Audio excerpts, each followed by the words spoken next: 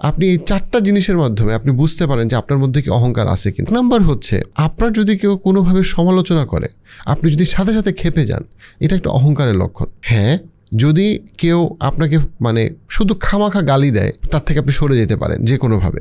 কিন্তু যখনই কেউ আপনার একটা গঠনমূলক সমালোচনা করতে আসে বা তখনই যদি আপনি রেগে যান, এটা হচ্ছে গিয়ে আপনার অহংকারের একটা লক্ষণ। 2 নম্বর যেটা, সেটা হচ্ছে গিয়ে আপনার যে লাইফস্টাইল, আপনার যে ফিলসফি, আপনার যে মাইন্ডসেট, তার সাথে যখনই কেউ ডিসএগ্রি করে, সাথে সাথে যদি আপনি রেগে যান, সে কিছুই বুঝতেছে না, কারণ সে আমার ফিলসফিতে অ্যাগ্রি করে না বা আমার মাইন্ডসেটে অ্যাগ্রি করে না, সেটা আরেকটা অহংকারের লক্ষণ। এটা হচ্ছে গিয়ে 2 নাম্বার। 3 নাম্বার যেটা, সেটা হচ্ছে গিয়ে যে যখনই কোনো কনফ্লিক্ট আপনি দেখেন, যেখানে যে কনফ্লিক্টটা আপনার অ্যাভয়েড করা উচিত, হয়তো বা দূরের ফ্যামিলিতে, গ্রেটার ফ্যামিলিতে কেউ কোনো বিষয় নিয়ে কথা বলতেছে, বা অনেক দূরের একজন কেউ ফেসবুকে আপনাকে নিয়ে কটাক্ষ করবে, অনেক দূরের একটা মানুষ, তখনই যদি আপনি কনফ্লিক্ট থেকে ঝাঁপ দিয়ে পড়েন, আদারওয়াইজ আপনার যদি খুব মেজাজ খারাপ হয়ে যায়, আপনি কোনোভাবেই কনফ্লিক্ট থেকে দূরে আসতে পারেন না। আপনি প্রত্যেকটা ছোটো খাটো কনফ্লিক্ট, যে জিনিসটা ছেড়ে দেওয়া যায়, সেই জিনিসটা নিয়েও যদি আপনার কাছে মনে হয় যে আমাকে দিনের পর দিন, রাতের পর রাত ঝগড়া করতে হবে। আমরা রিলেশনশিপ কাউন্সেলিং করতে গিয়ে দেখি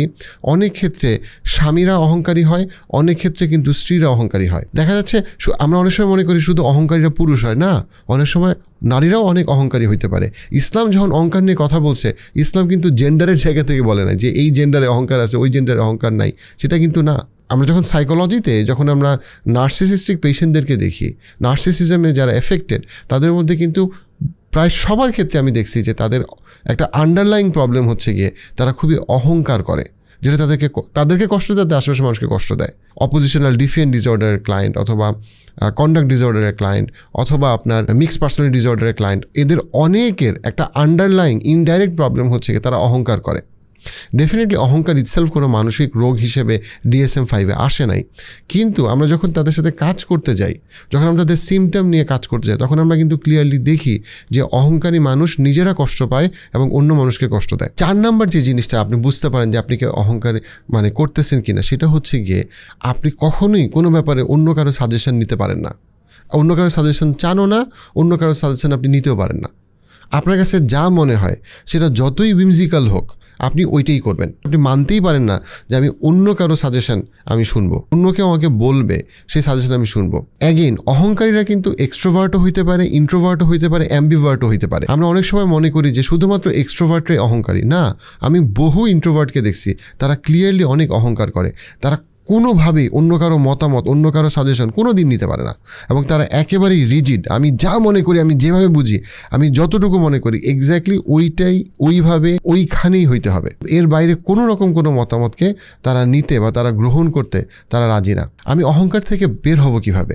অহংকার থেকে বের হওয়ার জন্য একটা খুবই গুরুত্বপূর্ণ বিষয় যেটা আমাদের হাদিসে আসছে, সেটা হচ্ছে বেশি বেশি সালাম দেওয়া। পার্টিকুলারলি আমি যেটা এনকারেজ করবো, আগে সালাম দেওয়া। আপনি আগে সালাম দেওয়ার চেষ্টা করেন, এটা একটা বিনয়ের লক্ষণ। এবং সবসময় আশা করা ও আমাকে দেখলে সালাম দিল না কেন, এটা ইটসেলফ একটা অহংকারের লক্ষণ। আপনি মুসলমান, আপনি একটা মুসলমানকে দেখলে সালাম দিবেন, সে আপনার ছোট হোক বা বড় হোক, এটা আপনার জন্য ভালো। আপনি আগে সালাম দিবেন, এটা আপনার অহংকারকে কমাবে। 2 নম্বর যেটা, সেটা হচ্ছে সর্বাবস্থায় চেষ্টা করবেন আল্লাহর জিকির করতে, কারণ আল্লাহর প্রত্যেকটা জিকিরের মধ্যে আল্লাহর বড়ত্ব এবং আপনার ক্ষুদ্রতা দেওয়া আছে। যেমন আল্লাহু আকবার, আল্লাহু আকবার মানে কি? আল্লাহ সবকিছুর থেকে বড়, আল্লাহ ইজ গ্রেটার দেন অল। অর্থাৎ আল্লাহু আকবার বলার মাধ্যমে আমি আমার ক্ষুদ্রতা এবং আল্লাহর বড়ত্বকে আমি স্বীকার করতেছি। আপনি যখন জিকির করবেন, বুঝে বুঝে জিকির করবেন, সুবহানাল্লাহ, আলহামদুলিল্লাহ, লা হাওলা ওয়ালা কুওয়াতা ইল্লা বিল্লাহ, আপনি যখন বুঝে বুঝে জিকির করবেন, তখন কি হবে? আপনি আপনার ক্ষুদ্রতা আপনি বুঝতে পারবেন এবং আল্লাহর বড়ত্ব আপনি বুঝতে পারবেন। তখন আপনি বুঝবেন, আমরা যেমন নামাজে ধনী গরিব সবাই একসাথে দাঁড়াই, একইভাবে আমরা কবরেও একসাথে আমরা শুয়ে পড়বো। ওইখানে কোনো ধনী গরিব বোঝা যাবে না। আমাদের দিনও ওইভাবে কোনো ক্লাস, কোনো শ্রেণী বৈষম্য আসবে না। আমরা যেন তাকওয়ার ভিত্তিতে শুধুমাত্র আল্লাহ মর্যাদা নির্ধারণ করবে। আমরা এটার মাধ্যমে আমরা অহংকার থেকে বেঁচে থাকতে পারি। 3 নাম্বার যেটা, সেটা হচ্ছে গিয়ে অ্যাক্টিভলি বিভিন্ন ডিসিশনে মানুষের সাজেশন নেওয়া। আপনি আপনার স্ত্রীর সাজেশন নেন, আপনার বাবা মার সাজেশন নেন, আপনার ছেলে মেয়েকে জিজ্ঞেস করেন কি হইতে পারে। আপনি যদি অফিসের বস হন, আপনি বাকিদেরকে জিজ্ঞেস করেন কি হইতে পারে। এই যে আপনি সাজেশনগুলো নিচ্ছেন, এই সাজেশনগুলোর থেকে একদিকে আপনার অহংকার কমবে, আরেকদিকে আপনার দৃষ্টিভঙ্গি বাড়বে। 4 নম্বর যেটা আমি বলবো সেটা হচ্ছে আপনি যে আইডিওলজিতে বা ফিলসফিতে বিশ্বাস করেন তার বিপরীত যারা চিন্তা করে তাদের বই পড়েন, তাদের লিটারেচার পড়েন। কেন? তাতে আপনার পার্সপেক্টিভ বাড়বে, তাতে আপনি একটা জিনিসকে অনেক দৃষ্টিভঙ্গি থেকে দেখতে পারবেন। এটা আপনার জ্ঞান এবং প্রজ্ঞাকে বাড়াবে এবং অবশ্যই অহংকারকে কমাবে। আল্লাহর অত্যন্ত প্রিয় বান্দাদের বৈশিষ্ট্য তো এইটাই যে তারা যখন পৃথিবীতে চলাফেরা করে তারা খুব হাওনা বিনয়ের সাথে তারা চলাফেরা করে, এবং যখনই কোনো একটা বিরক্তিকর টক্সিক অ্যাবিউসিভ মানুষ তাকে যখন কষ্টদায়ক কিছু বলে তখন সে রেসপেক্টফুলি কনফ্লিক্টে অ্যাভয়েড করে, কারণ সে জানে এই ক্ষেত্রে এই কনফ্লিক্টের কোনো বেনিফিট নাই। দেখেন এখানে খুব ইম্পর্টেন্ট একটা পার্ট হচ্ছে যে আল্লাহ এখানে বলেই দিচ্ছে যে তুমি কি বিনয়ী কিনা। এর একটা লিটমাস টেস্ট আল্লাহ কিন্তু দিয়ে দিল এখানে। প্রত্যেকটা ছোটখাটো কনফ্লিক্টে যদি আপনি বিরাট কেওয়াস তৈরি করেন, ও আমাকে কেন এটা বলতে পারলো, এটা হয়তো অনেক দূরের একটা ফ্রেন্ড, রাদার দেন তাকে আপনি রেসপেক্টফুলি অ্যাভয়েড করা, যখন আপনি প্রত্যেকটা কনফ্লিক্টে ঝাঁপ দিয়ে গিয়ে পড়তেছেন, সেটা আপনার একটা অহংকারের লক্ষণ। কিছু কিছু কনফ্লিক্ট আছে ইসলাম আমাদেরকে এনকারেজ করে ফেস করতে, কারণ সেই কনফ্লিক্টগুলো ফেস না করলে অবিচারকে প্রশ্রয় দেওয়া হয়। But at the same time সমাজে অনেক ফালতু কনফ্লিক্ট আছে যে কনফ্লিক্টগুলোতে ইসলাম আমাকে বলে রেসপেক্টফুলি অ্যাভয়েড করতে, কারণ এই কনফ্লিক্টগুলোতে যদি আমরা প্রত্যেকটাতে যাই সেটা আমার অহংকারের বহিঃপ্রকাশ, সেটা আমার সময়কে নষ্ট করবে। খুবই ইম্পর্টেন্ট যে বিনয় আপনি আল্লাহর কাছে এই রমাদানে আপনি আল্লাহর কাছে যেতে চান, আপনি চিন্তা করেন আপনি বিনয়ী কিনা। কোরআনে প্রত্যেকটা জায়গায় কোন জিনিসটাকে প্রচণ্ড পরিমাণে আল্লাহ অপছন্দ করেন বলছেন।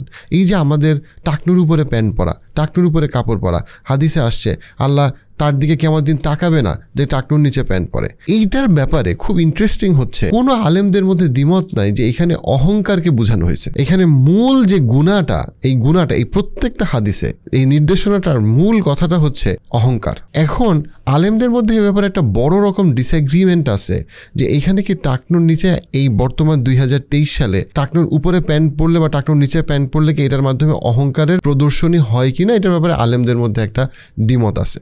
আমরা যদি আমাদের যে 4টা মূল স্কুল অফ থট, ইমাম আবু হানিফা, ইমাম মালিক, ইমাম শাফি, ইমাম হানবালি, ওনাদের স্টুডেন্টদের যদি লিটারেচার পড়ি আমরা ক্লিয়ারলি দেখব যে ওইটা 2 ভাগে বিভক্ত। একটা ভাগ মনে করে যে এই যুগে টাকনুর নিচে প্যান্ট পরার কোনো যুক্তি নাই, কারণ এটার সাথে অহংকারের কোনো সম্পর্ক নাই। আরেকটা গ্রুপ অফ স্কলার্স মনে করে যে না, ডেফিনেটলি আমাদেরকে টাকনুর উপরে প্যান্ট যে কোনো মূল্যে পড়তে হবে।